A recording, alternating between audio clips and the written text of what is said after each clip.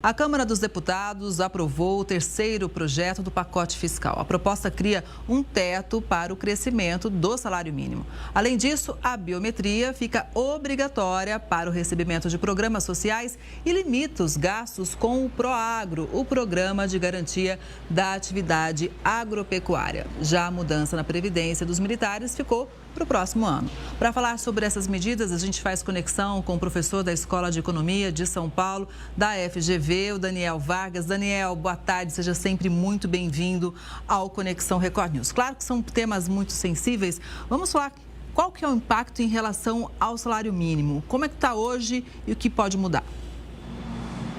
Bom, Kelly, vamos ao problema geral para os nossos telespectadores entenderem onde estamos pisando. Primeiro, nós sabemos que existe um problema de ordem global, externa, que tem como principal fator as eleições do presidente Trump, que vai assumir daqui a pouco, e tem sinalizado intervenções na economia que tem impacto sobre o mundo inteiro. Um dos efeitos disso é que a moeda, sobretudo nos países emergentes, tem perdido valor, sentindo um pouco a ansiedade do que vem pelo futuro. Mas o real brasileiro tem sentido bem mais que os demais países, com elevação, ou melhor, com a perda do seu valor de compra de quase um quarto, apenas nesse ano de 2024. Isso sugere que, além desse problema global, tem um problema interno. E esse problema interno passa, para começo de conversa, na confiabilidade da capacidade do governo de honrar os seus gastos.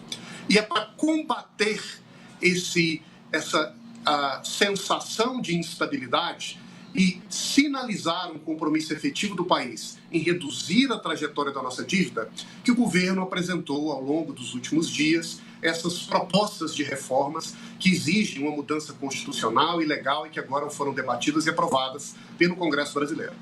Entre essas medidas, algumas delas visam a reduzir, digamos assim, as dívidas sociais. E talvez a medida mais fundamental seja justamente aquela que tem que ver com o funcionamento do salário mínimo.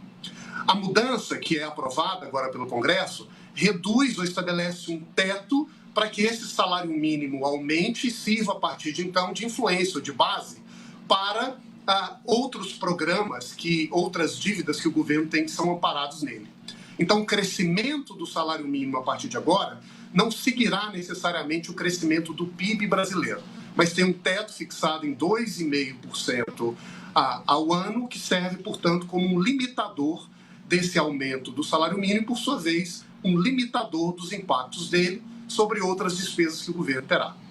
O problema é que muita gente recebe baseado no salário mínimo, né? Então, vamos ver como é que as pessoas que normalmente são as mais carentes vão lidar com isso, né? A gente tem que seguir acompanhando. É claro que é um momento de ajustes, mas o fato é que sempre complica para a classe mais carente, né? Agora, professor, em relação aos programas sociais, por exemplo, um controle maior com a biometria? Bom, a grande questão, especialmente no que diz respeito ao Bolsa Família, foi esse movimento do governo de tentar mexer no programa com o menor impacto possível. E uma das formas de buscar fazer isso era de controlar as potenciais fraudes.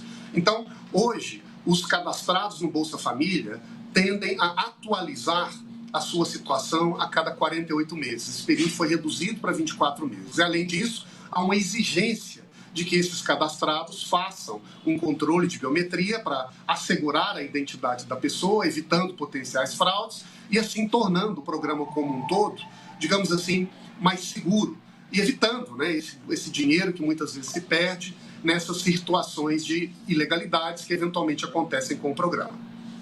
Professor, hoje eu entrevistei o ex-ministro da Agricultura, Roberto Rodrigues, e ele diz que em relação, por exemplo, aos produtores rurais, a maioria tem uma agricultura de subsistência, né? Então, tem 1 milhão de produtores que são ativos, negociam e tal, mas 3 milhões seriam esses pequenos agricultores de agricultura de subsistência que precisam de maior apoio, uma vez que em 10 anos o mundo precisa aumentar demais a produção de alimentos, né? Pelo menos 20%, e o mundo depende do Brasil também.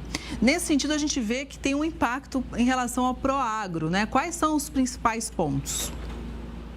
Bom, a grande questão é que o sistema de seguro agrícola, que era garantido no orçamento, ele agora será flexibilizado, condicionado, portanto, à disponibilidade orçamentária para sua efetividade.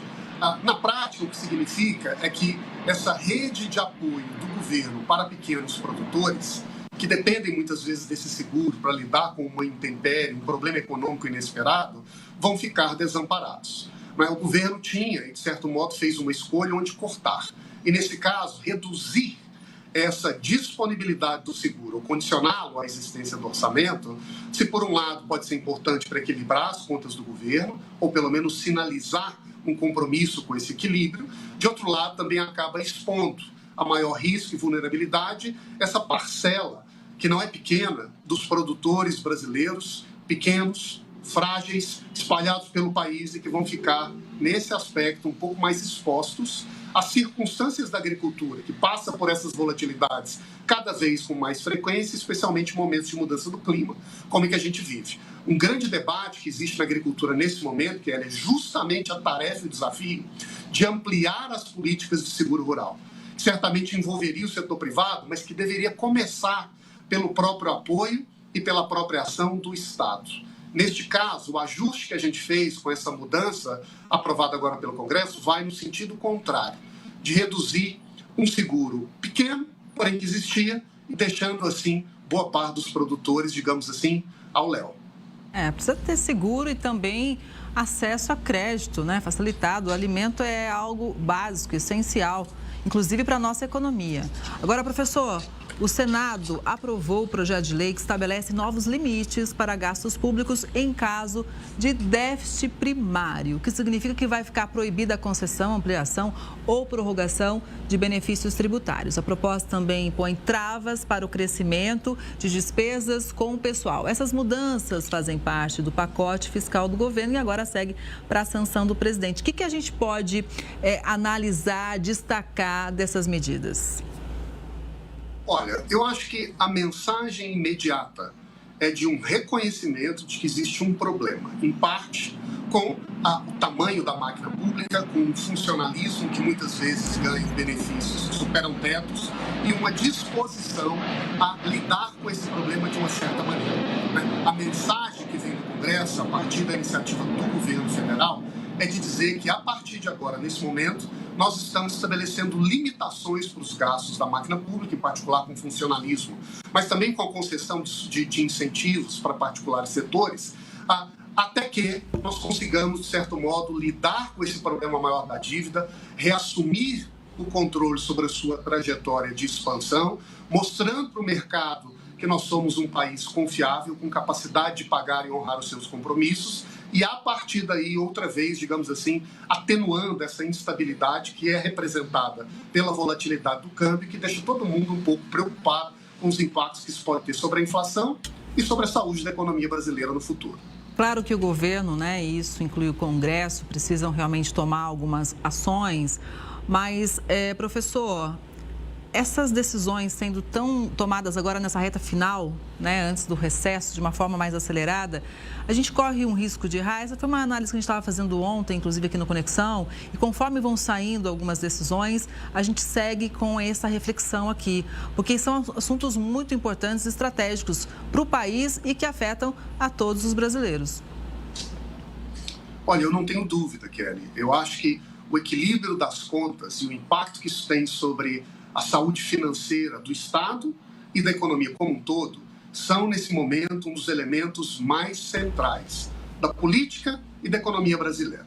Se, diante de uma espécie de tempestade que bate às portas com essa instabilidade do câmbio, com esse momento político que a gente vive no mundo, o governo e o Congresso agem, talvez de uma forma acelerada ou, eventualmente, gerando consequências inesperadas, problemas que talvez pudessem ser melhor trabalhados. Se isso se mostrar no futuro, eu acho que o que o Brasil deve fazer é reconhecer esses problemas e voltar a agir sobre eles. O pior que o Brasil poderia fazer nesse momento era se omitir, não fazer nada, tratar o problema como se fosse um problema menor ou inexistente, como algumas sinalizações políticas no Brasil no passado deixaram subentendido, e, portanto, empurrar o problema com a barriga para ver o que acontece amanhã. Mais importante do que não fazer nada e ver esse problema se expandindo é agir. E se há algum erro aqui ou ali, que ele seja endereçado amanhã. E a gente vai seguir analisando. Professor, muito obrigada, viu, por mais essas informações. É sempre importante ter o senhor aqui com a gente. Uma boa tarde, um ótimo fim de semana. Eu que agradeço. Uma boa tarde e até breve.